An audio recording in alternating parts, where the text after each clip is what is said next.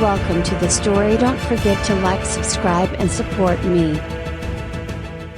The air around Hogwarts had taken on a peaceful, almost nostalgic quality. Gone were the days of uncertainty, the nights where darkness threatened to consume the world Harry had known since he was 11. The castle stood, as proud as ever, its turrets gleaming in the golden light of a late autumn afternoon. For most, the war was a memory. The terror of Voldemort a story now relegated to textbooks and whispered rumors by wide-eyed first years. But for Harry Potter, peace had never felt so fragile. He stood at the edge of the Forbidden Forest, his eyes scanning the tree line as a familiar weight settled in his chest. Hagrid had sent for him. Not the Ministry, not even Professor McGonagall, but Hagrid, the gentle half-giant had written, his large, untidy scrawl filling a hastily pinned note delivered by a nervous school owl. Something had been stirring in the forest, something not even the centaurs dared to approach. Harry's fingers tightened around the hilt of his wand as he waited for his oldest friend to arrive. Moments later,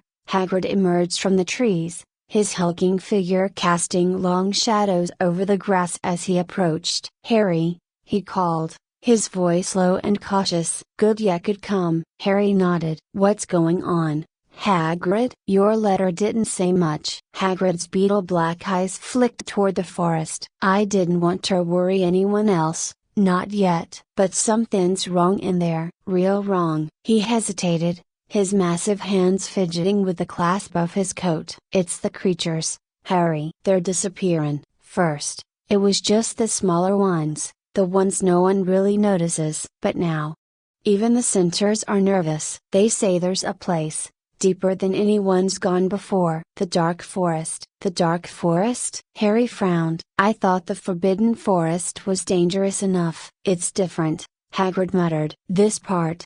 It's never been mapped. Not even by the centaurs or the acromantulas. It's ancient." The unease in Hagrid's voice was unsettling. Harry had faced danger before, had stared down the darkest magic in existence, but something about this felt different. It felt unknown. "I'll need to talk to Hermione and Ron," Harry said. "We'll go in and figure out what's happening."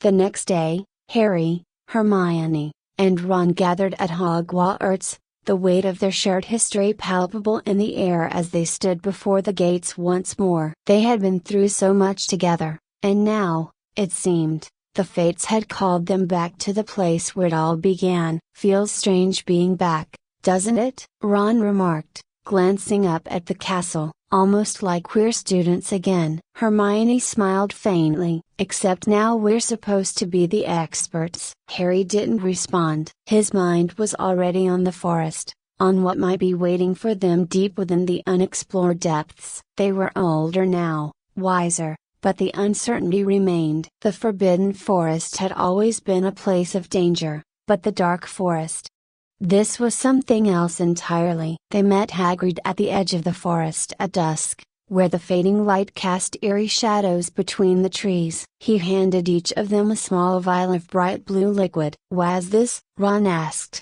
holding the vial up to the light. "Essence o' moonflower," Hagrid explained. "It'll help you see in the dark, but only for a little while. Won't last more than an hour or so." Harry, Hermione, and Ron each drank the potion, the cool liquid sliding down their throats and immediately sharpening their vision. The forest, previously cloaked in deep shadows, now glowed faintly with a silvery sheen, the trees standing out in stark contrast against the twilight sky. "Right then," Hagrid said, his voice low, "I can't go with ya." "Something in there."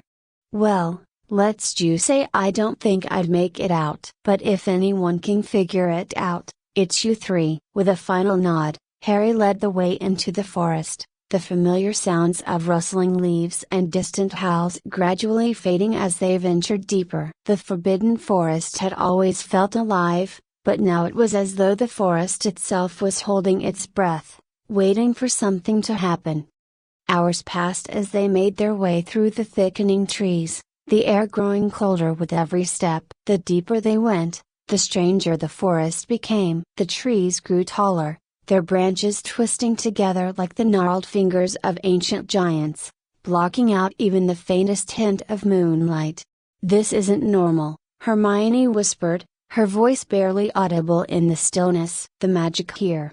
It's different." "Older." Ron shivered beside her. "Feels like something's watching us." Harry said nothing, but he felt it too. A presence, unseen but undeniable, seemed to follow their every move. It was as though the forest itself was alive, aware of their intrusion, and it didn't want them there. Suddenly, the ground beneath them trembled, a low, rumbling growl echoing through the trees. The trio stopped in their tracks, wands raised, as the earth shifted beneath their feet. "Watch out!" Hermione shouted, and in an instant, a massive acromantula burst from the shadows, its 8 legs skittering across the ground as it lunged toward them.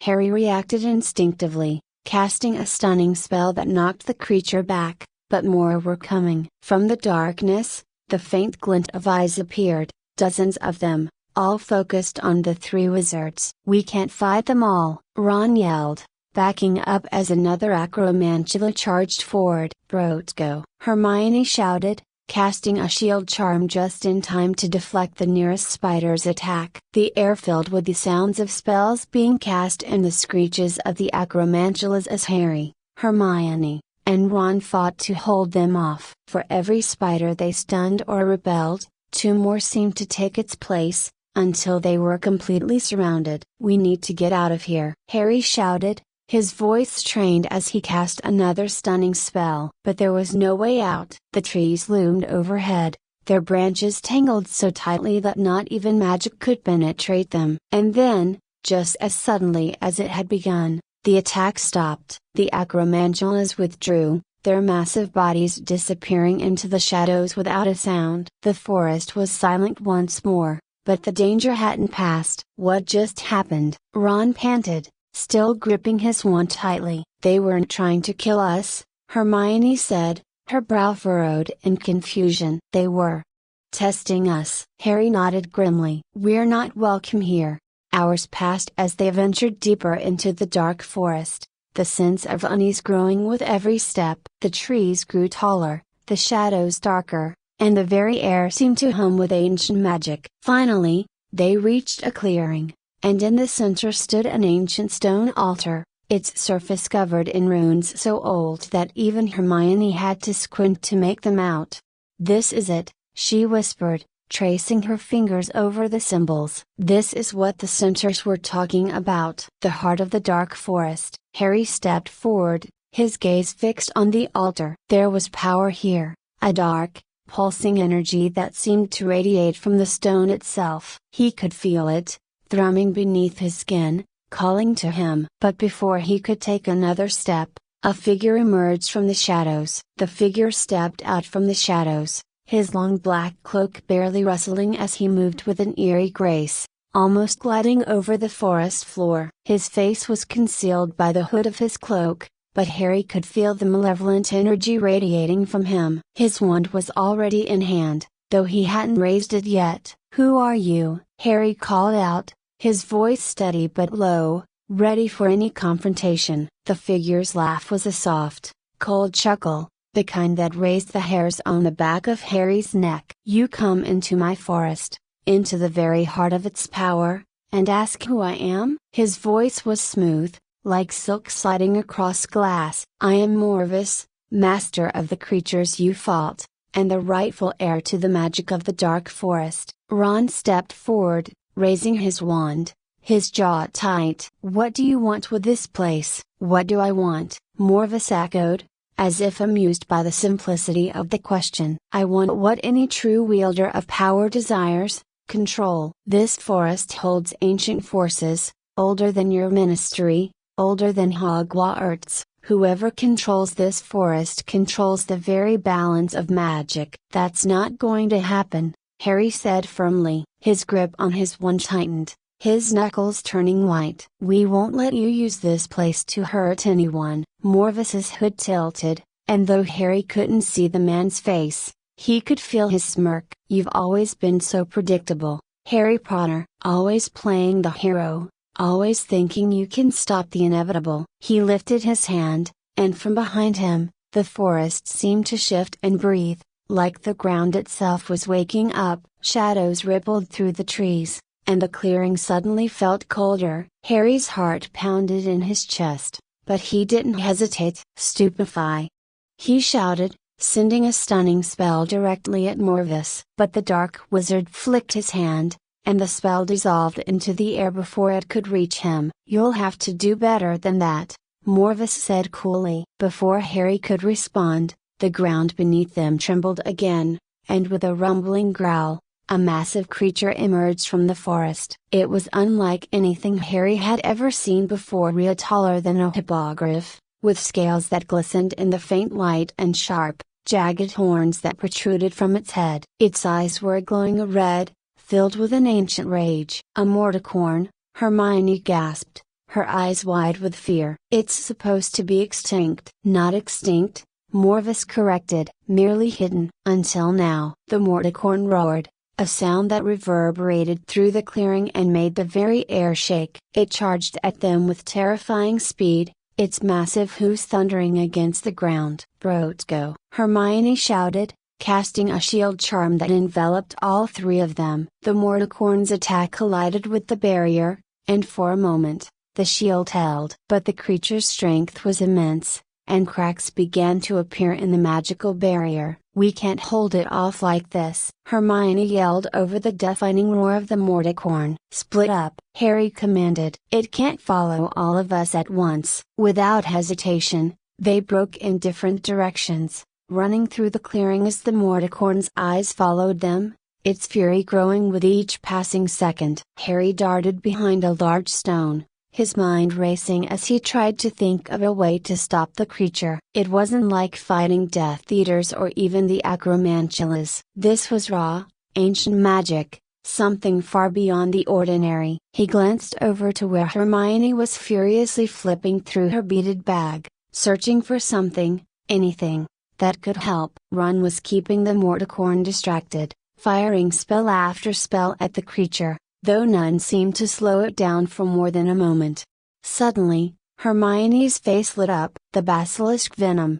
she shouted, pulling a small vial from her bag. "It's the only thing that might be strong enough." Harry's mind flashed back to the Chamber of Secrets, the memory of the giant serpent's venom dripping from its fangs. He knew how deadly it could be, but how were they supposed to get close enough to use it? "Ron!" Harry called, motioning for his friend to move toward Hermione. They needed to coordinate this perfectly, or none of them would make it out alive. Ron nodded, dodging another swipe of the morticorn's massive hoof. He sprinted toward Hermione, who handed him the vial with trembling hands. "You'll have to be the one to do it," she said breathlessly. "You're the best with physical charms, and make sure it lands exactly where it needs to." Ron's eyes widened, but he nodded. "Got it." Harry, meanwhile, kept his focus on Morvis. The dark wizard stood at the edge of the clearing, watching the chaos unfold with a cold detachment. Harry knew that even if they defeated the morticorn,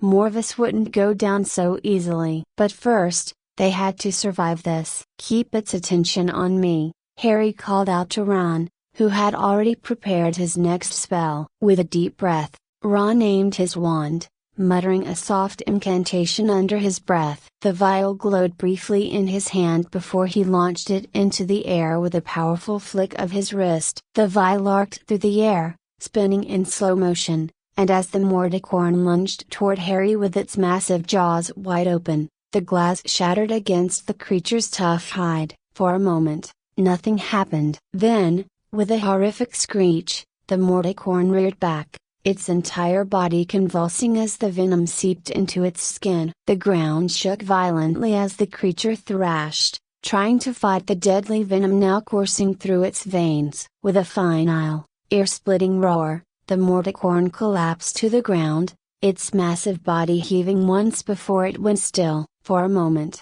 the clearing was silent, the air heavy with the scent of earth and magic. But Harry knew it wasn't over. He turned his attention back to Morvis, who had remained unnervingly calm throughout the entire battle. "You think this is finished?" Morvis asked, his voice as smooth and cold as ever. The Morticorn was only the beginning. Harry's grip on his wand tightened. "We're not going to let you destroy everything we fought for." Morvis tilted his head slightly, as if considering Harry's words. "Destroy? No, Harry. I'm going to rebuild a new world, one where power isn't squandered by fools like the Ministry. One where magic isn't restrained by laws or morality." "You sound like Voldemort," Harry said, his voice hard. The mention of the Dark Lord's name made Morvis pause. For the first time, his calm demeanor faltered, and Harry saw something flicker in his eyes, something close to anger. "Don't compare me to him," Morvis hissed. "He was a fool, blinded by his obsession with death. I seek something greater, true dominion over magic itself." "And you think you're the one who deserves that power?" Hermione spoke up, her voice sharp. "You don't understand magic at all," Morvis sneered. "You think your little victories mean anything? This this ancient power was never meant for the likes of you." Before Harry could respond, Morvis raised his wand. The air crackled with energy as a dark, swirling cloud formed around him, growing larger with each passing second. It felt as though the forest itself was coming alive again, responding to his command. "We need to stop him," Hermione shouted, but Harry already knew that. He could feel the dark magic radiating from Morvis, pulsing through the clearing like a heartbeat. If they didn't act fast, the entire forest and possibly the world beyond Ida would be consumed by his power. With a determined look, Harry raised his wand. "Together," he said firmly, glancing at Hermione and Ron. They nodded in unison, and without another word, the three of them unleashed their strongest spells toward Morvis. The light from their wands clashed with the swirling darkness surrounding the dark wizard, creating a blinding explosion of magic that shook the very ground beneath them. For a moment, Harry could see nothing but white-hot light, feel nothing but the raw force of their combined magic pushing against the dark power.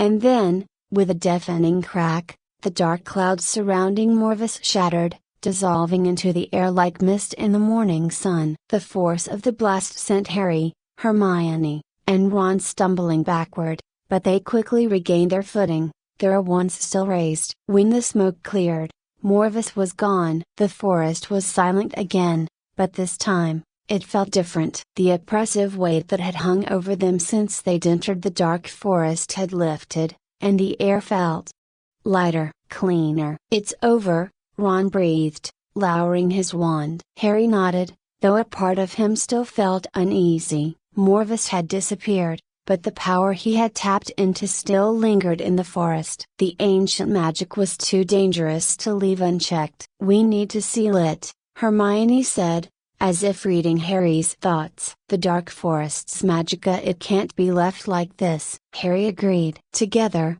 the three of them approached the stone altar once more. Hermione, with her unmatched knowledge of ancient spells, began the ritual to seal the magic of the dark forest, ensuring that no Oni, not even the most powerful dark wizard, could ever use it again. As the last incantation left her lips, the stone altar glowed brightly before fading into the ground, leaving nothing but the whisper of ancient magic behind.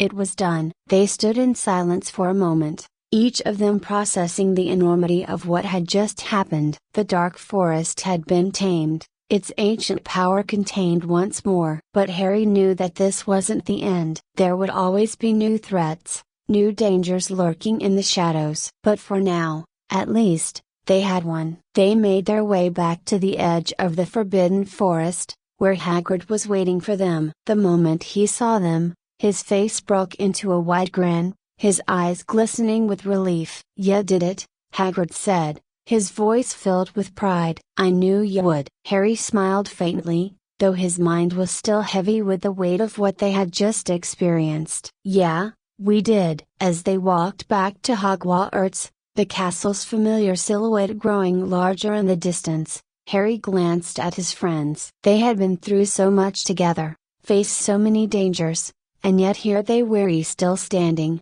still fighting for what was right. And as long as they had each other, Harry knew they would always be ready for whatever came next.